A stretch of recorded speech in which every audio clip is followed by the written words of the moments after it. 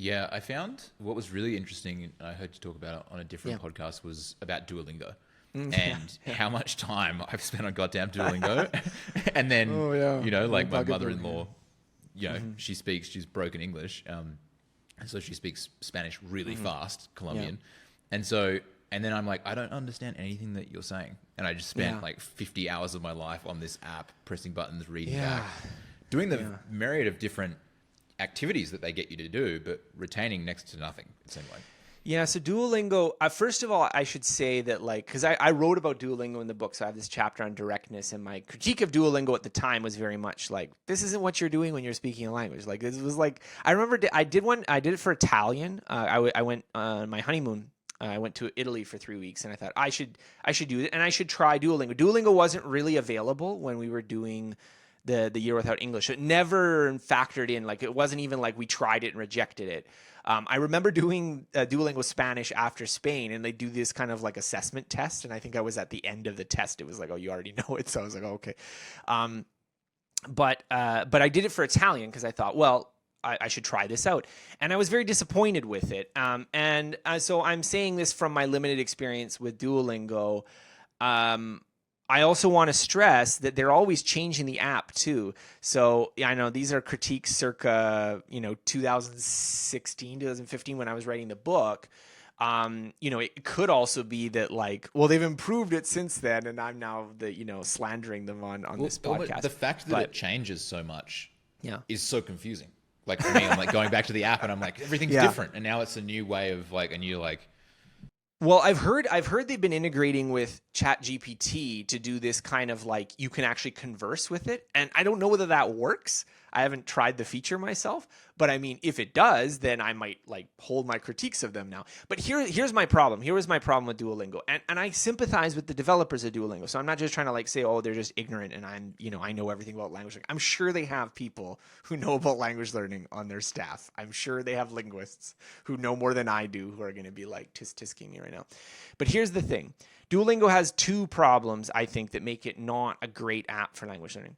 The first is that a lot of the exercises they get you to do are kind of language adjacent, but they're not really what you're doing when you're speaking. So for instance, like it'll be, here's a sentence, put it in English, and then there's like you drag around the words to get the word order. And maybe that practices the word order, and maybe it makes you a little bit more familiar with the words, which is not like a totally negative thing.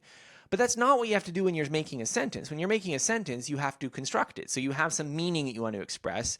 In the beginning, you probably also automatically turn that meaning into the English sentence. So I don't want to say you're always translating when you're speaking another language, but at least in the beginning, you often are, because the English meaning turns into a sentence instantly in your thoughts. And you're trying to figure out how to express it. And so you have to recall what the words are. So you have to recall like the translation of the words. You have to do whatever grammar is required to like assemble them in the right way. And then you need to pronounce them. You actually have to use your lips and hair to make the sounds. And so if the only thing you're doing in this particular exercise is just organizing the words, you're only doing like one of like 8 of those things. And so if you need to do all 8 to be fluid and you only have one of them, and then you go there and you're speaking, it's like, it doesn't help you, right? It's like if you drive a car, but you only know how to, change gears. And like changing gears is an important part of driving a car. I don't want to say you don't want to practice that either, but you're not going to be able to drive a car if you don't know about the gas pedal and the steering wheel and the blinkers and all the other things that are involved in driving a car. So my feeling is that Duolingo tends to underprepare people. Now, why does it do that?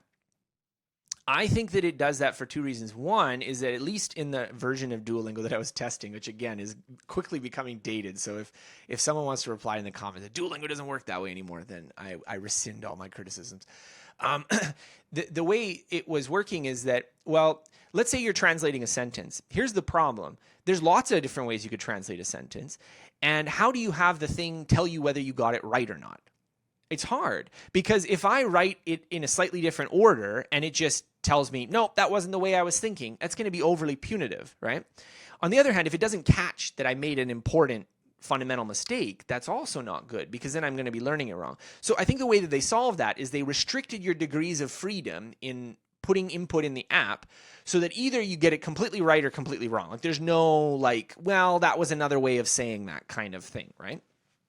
So it does do I that think that's to an extent now. Yeah. It does do that, but definitely to it's an better. extent. Well, okay, if it's better, then again, as I said, I have to revisit every once in a while because I think the app changes so much. So that's the first thing. The second thing I think is that they're trying to retain users. So they understand that the people who are learning languages have, I would say, like they mostly want it to be a game and only slightly want it to teach them a language. Like most people who are learning a language are like, I want something fun to do on my phone. They're not like, I actually have to seriously prepare for this language that's coming up. And so this is my critique of maybe the Duolingo audience rather than the Duolingo creators. But they understand that if they make the app too hard, or if they ask people to do things that are more mentally effortful or require you to like do things like, you know, okay, I actually have to take 10 minutes out of my day to do this rather than just like, you know, I'm sitting on the bus or on the toilet or something playing around for 2 minutes. They're not going to do it. I'm going to lower user retention. And so I think that those two constraints make it hard to have a good language learning app. And so I think that Duolingo is probably not useless. I think I was a little too harsh with it with the book. I think it's probably not useless, probably helps with some things. But I think it only works if you go in with the assumption that this is definitely not going to teach me everything I need to be fluent. And when I start going in speaking situations, it's going to feel like I learned nothing. You probably did learn some things, but you're like, again, if you imagine the skill set being 10 components, if you've learned 3 and you need to do the other 7, it doesn't feel like you've learned 3. It feels like you've learned 0. So that would be my critique. The other critique I would say is that a lot of people who use Duolingo, because it's gamified, because it's easy to use, because it's fun, it's very easy to use it for like a year or two. And then after a year or two of any study of a language, with even I think you're spending like, 2-3 hours a week, you should be able to have a simple conversation. I'm sorry. If whatever you're using does not let you have a simple conversation, it's not a good technique. And so I recently went to there's a Chinese language meetup here, and I hadn't gone in a couple of years, and I went there, and I was talking to a guy who's very earnestly trying to learn Mandarin. And Mandarin's very hard, don't get me wrong. There's lots of people study it for a long time and have difficulty speaking it. But this guy was like not able to understand or put together, like, I would say, like the unit 1 kind of sentences. Like I asked him, like, why are you learning Mandarin? Which is like, and I said it very slowly. And he could hear the words, but it was like his brain couldn't assemble the syntax to figure out what the meaning of that sentence was. And again, I'm not trying to be critical.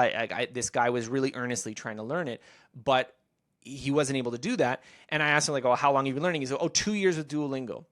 Well, here's the thing. If you spent 2 years and you're not able to do that one-on-one task, that's very demotivating in terms of actual use. It gives you the impression that language learning, well, I must just have to spend 80 years learning this, rather than, well, maybe if you used a different approach to learning, you'd be getting better results. So what I typically recommend instead is Pimsleur. I really like Pimsleur for the very early stages of learning a language. Of course, I think actual use conversations are good. Tutoring is good. Textbooks are good. So these are things that are later on. But if we're talking about, like, I don't know anything, what should I use? I usually recommend doing a month of Pimsleur, because what Pimsleur gets you to do is it forces you to retrieve whole phrases. It actually gets you to, like, later on, it gets you to, like, sub in phrases. So you learn kind of the sentence structure a little bit, like a little bit of conjugation. And most importantly, the structure is this kind of pattern of, like, now say, like I still remember the ones from Spanish. It's like, now say, where is the Bolivar restaurant? And it's like, ¿Dónde está el restaurante Bolivar? And like, you can remember these phrases. Like, this was 10 years ago, and I still remember that stupid Bolivar restaurant phrase because it generally gets in your memory so deep that you can't forget it. And now, how useful is knowing where the restaurante Bolivar is? Probably not that useful, but it does get you to learn that sentence phrase pattern of ¿Dónde está whatever? And so if ¿Dónde está whatever is in your kind of deeply learned procedural memory, then when you go somewhere and you have to ask, like, ¿Dónde está el estación del metro? You can say that because all you need is to slot in the vocabulary. And so Pimsleur, I think, is more useful for prep. It does require half an hour of focused time. You can do a commute and this kind of thing, but it's harder than Duolingo. So my impression is that people enjoy Pimsleur less than Duolingo, but it's 1 month, and after you can actually say some things, which I can't usually say about Duolingo. So that's my critique of Duolingo. If you're just wanting a game to play and you want it to be language themed, then go right ahead. I don't want to be like too much poo-pooing people's parade. But if you were thinking, okay, well, I do actually really want to learn X, I would recommend doing Pimsleur first. And then I usually also recommend doing flashcards over Duolingo, because at least flashcards, again, it is also just a slice of the language ability, but memorizing what words are is a super, super useful skill to have. Like if you just have like 1,000, 2,000 words just memorized, it assists so much. It's not everything, but it assists so much in learning a new language because you can just like, oh, that's what that word is, and you can just say it.